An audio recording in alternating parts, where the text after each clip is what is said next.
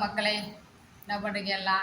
காலை வேலையை முடிச்சுட்டு சாமி கும்பிட்டுட்டு சரி மக்களெல்லாம் பார்த்து ஒரு விசிட் பண்ணிடுவோம் அப்படின்னு. எலெக்ஷன் ரிசல்ட்டுன்னு ஒரு வழியாக மக்கள் எதிர்பார்த்து வாரம் நேற்று நேரம்லாம் ரொம்ப ஆவலாக எல்லாம் இருந்தான். வந்துருச்சு. சரி ரொம்ப பல பேருக்கு கொண்டாட்டம், சில பேருக்கு மன வருத்தம். என்ன பண்ணுறது, எது நடந்தாலும் நன்மைக்குன்னு இருப்போம். சொல்கிற மாதிரி நம்ம யார் வந்தாலும் நம்ம வேலைக்கு போய் நம்ம எல்லாம் பண்ணாதே நம்ம குடும்பம் நடத்த முடியும் நமக்களே. சரி, அடுத்து வந்து இன்றைக்கி என்னென்னா இன்றைக்கி தேதி 5வது மாதம். யூடியூப்பை காலைல ஓப்பன் பண்ணாவே போதும்.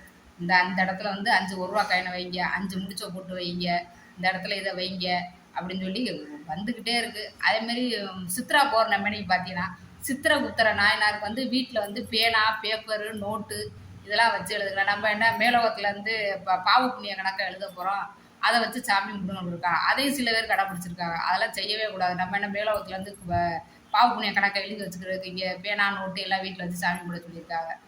அதே சில இது சொல்லிட்டு அதெல்லாம் பண்ணாதே அப்படின்னு சொல்லிட்டேன். ஐயோ நாங்கள் பண்ணிட்டோமே அப்படின்னாங்க. அதே நீ அதே அன்னைக்கே சொல்கிறேல இந்த மாதிரி பண்ணாதே அப்படின்னு. எதுக்கு இந்த பேனா, நோட்டு, பேப்பர்லாம் வாங்கி வச்சு சாமி கும்பிட வச்சு யாராவது பூஜை பண்ண சொன்னாங்க. ஏன்னா இவங்க தானே சித்திரகுப்த நாயனார், அதனால் கணக்கு வழக்கு எழுதுறது. என்னத்த சொல்கிறது. இனி அடுத்த 6ஆம் தேதி 6வது மாதம் வரும்.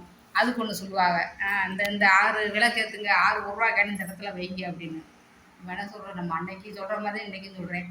நம்ம இருக்கிற வீடு, நம்ம எண்ணங்கள் எல்லாமே நல்லா இருந்தால் எல்லாமே நல்லா இருக்கும்.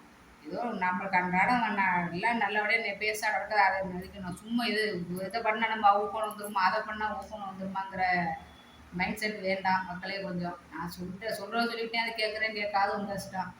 நமக்கு அதே மாதிரி சில பேர் வந்து நம்ம சாமியெல்லாம் வந்துட்டு மகான்களை கும்பிட ஆரம்பிச்சிடாரு. பேர் ராகவேந்திரர், சாய்பாபா, சித்தர்களோட கும்பலாம். அந்த ராகவேந்தர், சாய்பாபா கும்புறதுக்கு வந்து அது ஒரு பெரிய கதையே இருக்குது.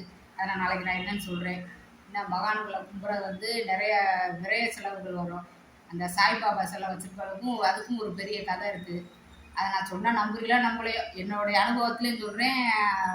நான் சொல்லி சில பேர் அந்த வீட்டிலேருந்து சாய்பாபா சிலைலாம் எடுத்துட்டாங்க. நான் சொல்கிறேன், அதுக்கு என்னென்னு நாளைக்கு சொல்கிறேன் அப்படின்னு.